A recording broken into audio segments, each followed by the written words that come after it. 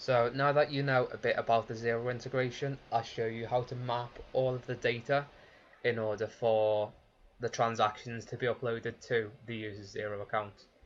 But before we get into mapping anything, there are a few settings that we need to have a look at.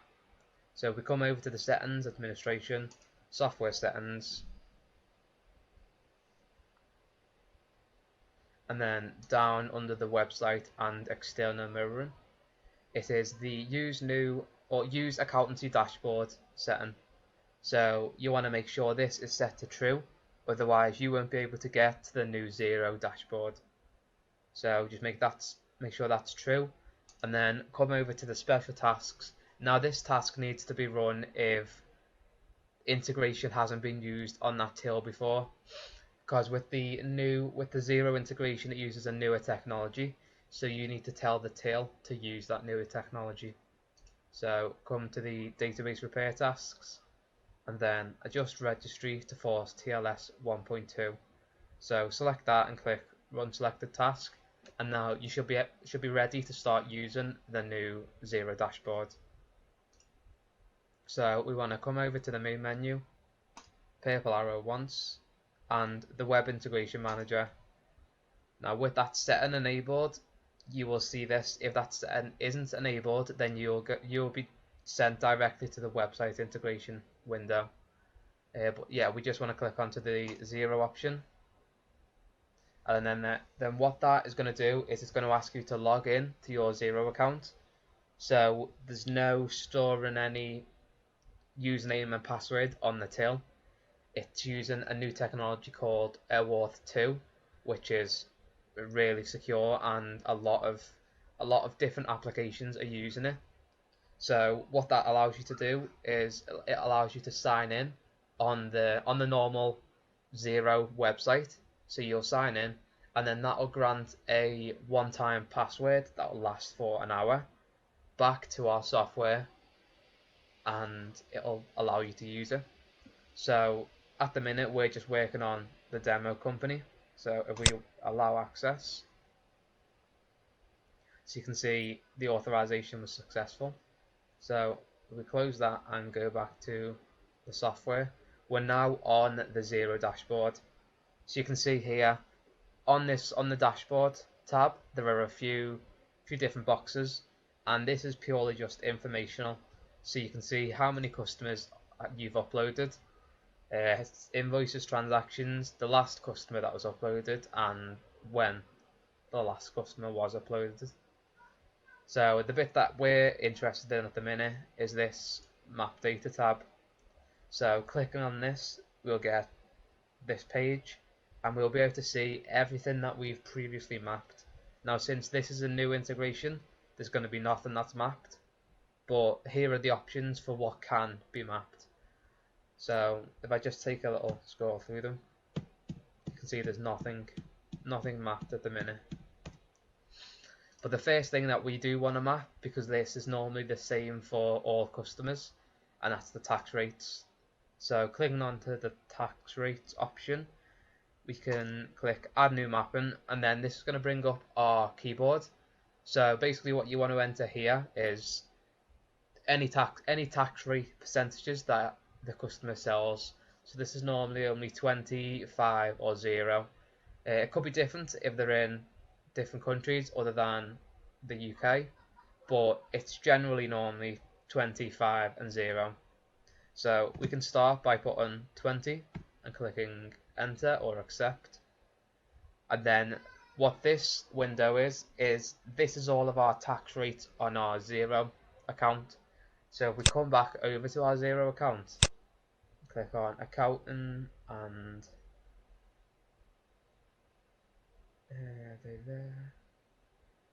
go on to chart of accounts.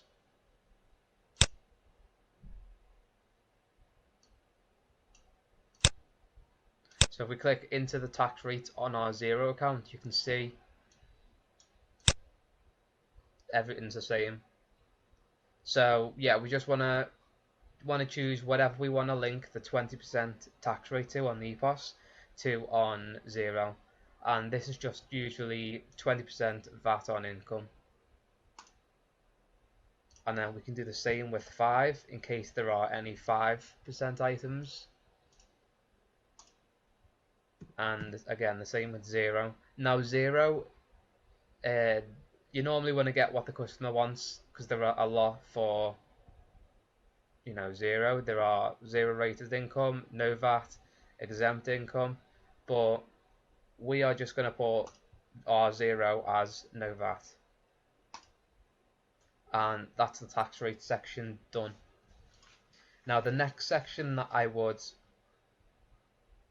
probably map is the bank accounts, because that is also, it's pretty simple too. So what the bank accounts are is whenever, in fact, if I click add new mapping, so it's going to provide you with the tender that you can accept on your till. So whenever a transaction is made using this tender, you can choose what bank account that goes into. So if the user's got 2 bank accounts set up on their Xero account, their normal business banking account, and another account for their cash register, they can choose card, check, mail order. They're all going to go into the business banking account, but the cash and voucher, they're going to go into the cash register account. And what that allows is, at the end of the day, or whenever the user cashes up their till and puts all of that money into the bank, they can then go onto their Xero and transfer from that cash register account into their bank account. And that's what this section allows you to do, basically. So the bank accounts on Xero can be seen under accountant and then bank accounts, and then it's just going to show you all of the accounts that the user has. So I can click into this one and transfer some money to this, and vice versa. But for our tutorial, we're just going to map everything to the business bank account, because we don't have a separate account set up for our cash register. So the same thing happens with this as did with the tax rates. The first selection window is going to be tender on our till, and then this selection window is going to be the bank account on the user's Xero account. So as I said before, we just want the business bank account for all of our options, because the money is going to end up in there at some point anyway. So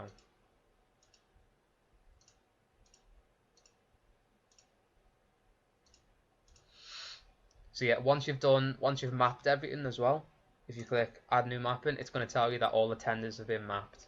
If we wanted to change any of these, then we could click on it, remove mapping, it'll ask you if you're sure, so click yes, and then it's going to allow you to remap that and choose anything you want again. So the next thing that we're going to map is the petty cash reasons. And the reason I'm missing out the item accounts is just because that's probably the one that you're going to have to talk to the customer about. So the petty cash one is simple again. So it's the same. It's going to be the same as the bank accounts, but instead of asking for tender, it's going to give you the petty cash reasons that are on this till. So not all of them need to be mapped, only the ones that the user actually uses. So if the user only does petty cash transactions for the postman or like loose change found in the shop, then only them two need to be mapped. So if we click on it, we can see all of the petty cash reasons I've got on my database. So let's say I only do the bin man. The second selection dialog is going to ask you what account you want these transactions to be uploaded against. Now this comes into where I said before about setting up a cash register account. So if you had a cash register account on Xero, then you could actually link all of your petty cash reasons to that cash register account, and then because you're giving them cash there and then, nothing is being taken out of your actual business banking account. But since we don't have a cash register account set up, we're just going to do our business bank account. And in fact, we'll do loose money discovered as well. So that's going to be in our business bank account.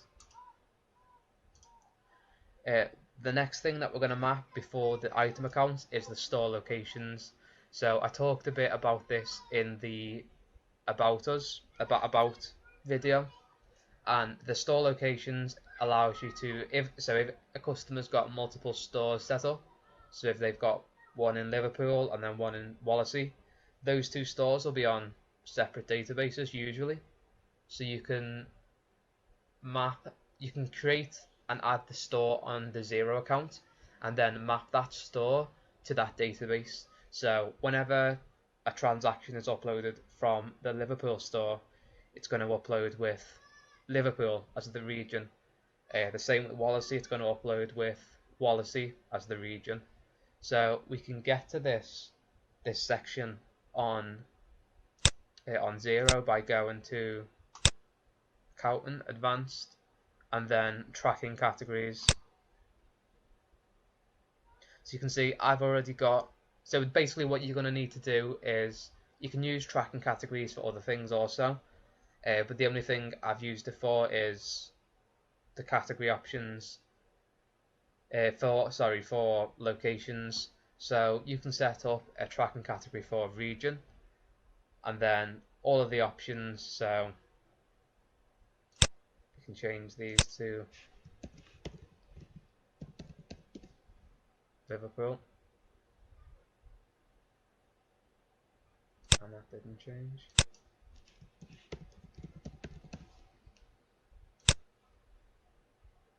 Yeah, there we go.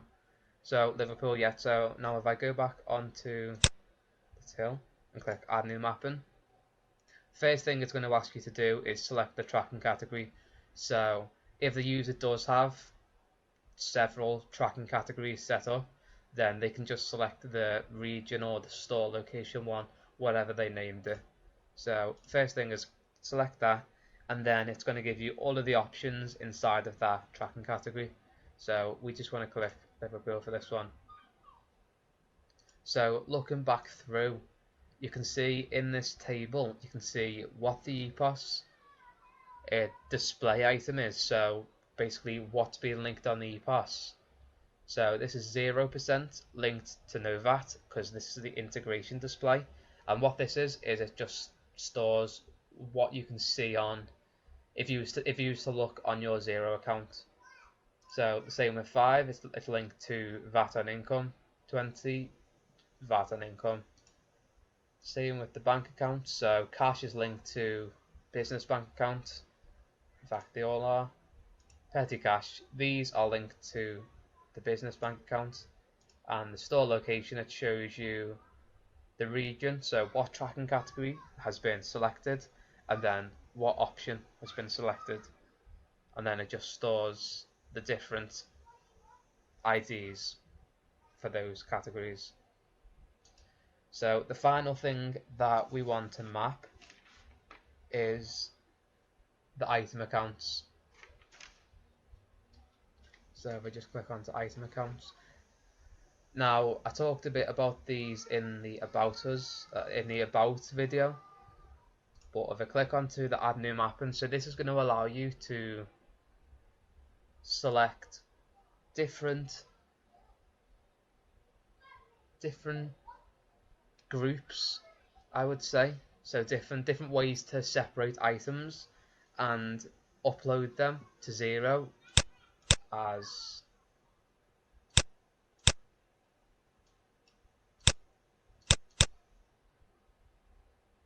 these accounts. So I'll move that over a bit. So as these options. So we'll link all of our percentage items just to sales because I haven't set up anything special. So sales, and you'll notice once you've linked it, it'll disappear from this list, so you don't have to worry about linking it twice.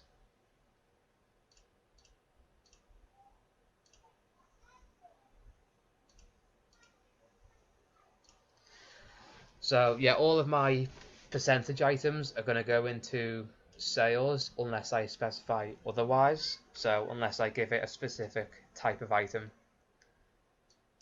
The discounts and vouchers are going to be other income. So let's find other income.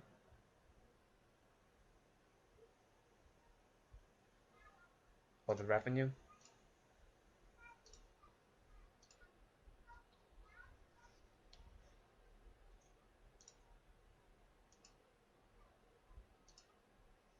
And the rounding, I'm pretty sure there's a rounding account on Xero.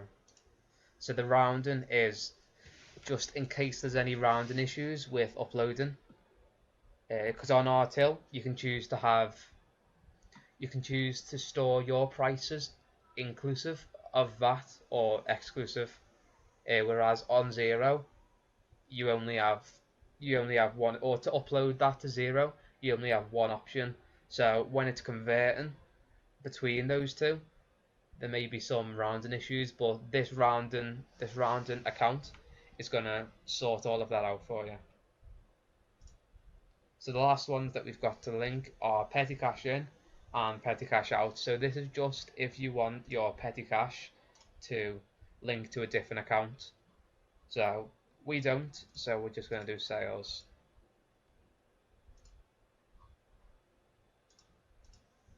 And then the last thing that was on there,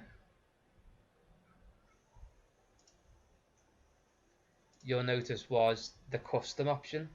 Now because that is the last option, it's going to bring up the keyboard straight away. And this is for the type of items. So if you want to link dog products to a specific account, then you can do that. So in fact we're going to do that. We're going to link dog to,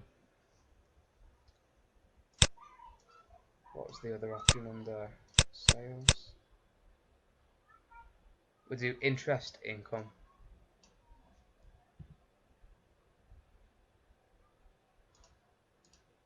And now any of our dog items that are sold, they're going to actually be uploaded to the interest income account instead of sales. So that's it for the tender types. Don't need to be mapped for Xero, it'll actually tell you that. But that is it for mapping the basic stuff. So the last thing that we've actually got to map is our customer Xero. Now the way the Xero integration works is if you choose to upload transactions made without a customer attached. So if some random persons come into the shop and bought something there and then, so they gave you the money, and you want to upload that to Xero, you need to link those types of transactions, so transactions without any customers, to a contact on Xero, and that is just so everything can be linked together and stored together.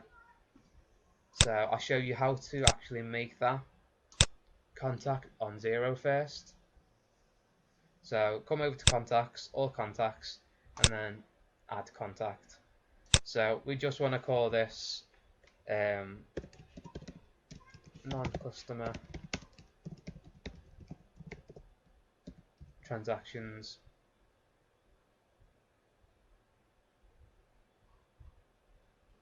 And that may be the only thing we need to enter. Let's just try.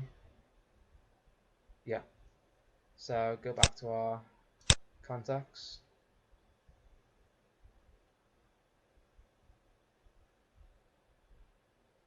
And we can see that here. So we've now made a Xero contact for all of our transactions that don't have a customer attached. And then what we need to do in the software is come over to the customers option and click add new mapping. So that's going to bring up this section, and this section is actually very useful if the customer has already got their Xero account set up. So if they've been using Xero for a while and they're now just getting that integration linked together with their Epos, they will already have, or they may already have, some invoices on their account. So I don't think I do have any invoices, but I know I do. So on the left, it's going to show you all of the Epos invoices and who it is, what invoice it is. So what they can actually do is select an Epos invoice, and they can link that to an invoice that's already on their Xero account. And now this needs to be done because, so say a customer has just had an invoice made the day before you've set this integration up. If they come in a week from now and pay that invoice off, that payment won't go up to Xero unless the invoice is linked. So what needs to be done first is link the invoice on the Epos to the invoice that was manually uploaded by the user on their Xero account. And that's basically what we're doing with our customer here. So because if the customer has already uploaded some customers to their Xero account, they can do that here as well. Same with credit notes. But because we're doing a special type of customer, which is basically customer Xero, you want to come over to the special tasks and click this link non-customer transactions. This is just going to tell you to make sure that you've made that customer or that contact on Xero, which we have. So scroll down and we can choose this one. And yes, for sure. So yeah, that's been linked. So click off this, and now you're going to see that there's one customer that's linked in the Epos to the Xero account.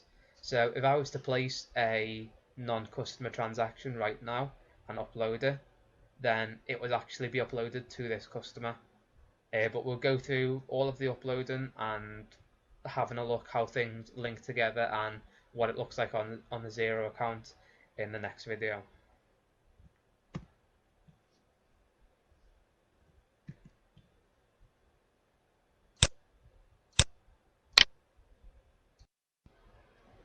Now that everything has been mapped within the software, now is the time that you would call the customer just to go over everything that you've mapped yourself and just make sure basically that everything is mapped to the correct thing on Xero.